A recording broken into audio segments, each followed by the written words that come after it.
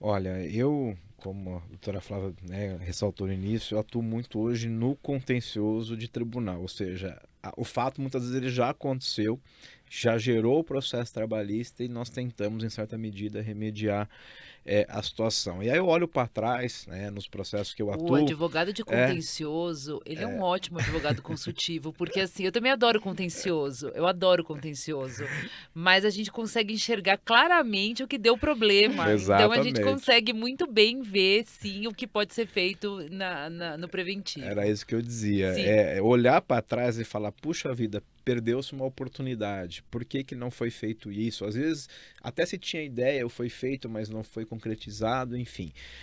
O que que eu quero te passar uma mensagem, né, para todos? Eu acho que hoje a lei trabalhista é um parâmetro mínimo.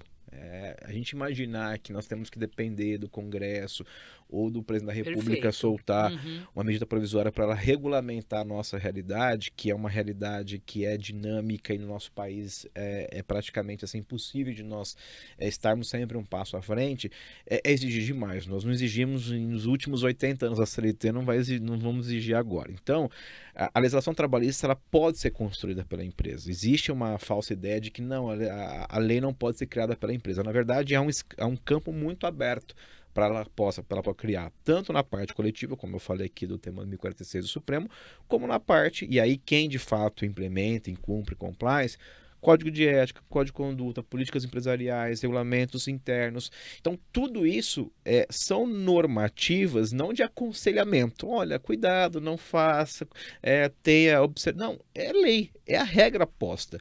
E uma vez que você criou essa regra, claro, desde que ela esteja de acordo com a legislação estatal posta, aquilo adere ao contrato de trabalho do trabalhador. Então, nesse momento, é uma maneira de você, de fato, fazer ele cumprir, porque muitos só ficam ali, muitas vezes, olhando na lei trabalhista e o pessoal fala, né, que a CLT é o livro, entre aspas, mais lido, né, no Brasil, porque o empregado, muitas vezes, ele sabe mais do direito dele do que o empregador, porque na hora que ele faz algo que ele acredita ou tem quase certeza que vai dar errado, ele vai lá atrás e vê se de fato aquilo tem uma pena, tem uma sanção, se tem previsão. Agora, a partir do momento que a norma não é só a CLT, que é o mínimo, e isso vai ser construído pela empresa, aí eu não vejo nenhum problema. Muito pelo contrário, eu vejo soluções. E aí, pegando esse tema, como eu falei agora, né, de pauta de ESG, e eu me lembro, doutora Flávia, assim que acabou a pandemia mais severa,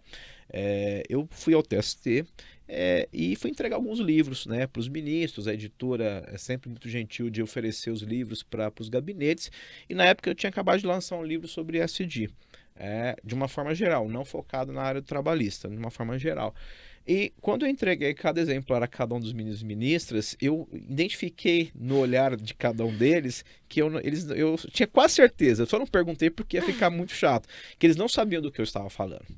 É, eles não sabiam do que eu estava falando. O tema hoje, ok, ele já tem uma publicidade. Logo que acabou a Logo que pandemia. pegou, assim, o finalzinho ali, no 2021, talvez, 2021, né? começo de 2021, nós tínhamos publicado o livro de SD, e ali eu percebi claramente que era um assunto que era de total desconhecimento do Tribunal Superior do Trabalho. Mas por quê? Porque o assunto ainda iria ser trabalhado na base, ou seja, dentro das empresas, para que se amanhã isso não fosse cumprido, pudesse gerar uma discussão judicial e assim sucessivamente. Então, e voltando a falar para vocês, eu acho que nós temos uma oportunidade enorme em termos de empresa, de construirmos o que nós queremos para nós. Não adianta lá depois reclamarmos que o judiciário, e eu sei que ele tem a parcela de culpa, né, como todos nós, mas que ele é o culpado, o vilão da história, se a gente não faz a Perfeito. nossa a Sim, nossa a nossa parte, Dever de concordo. casa, o né? Sim. dever de casa.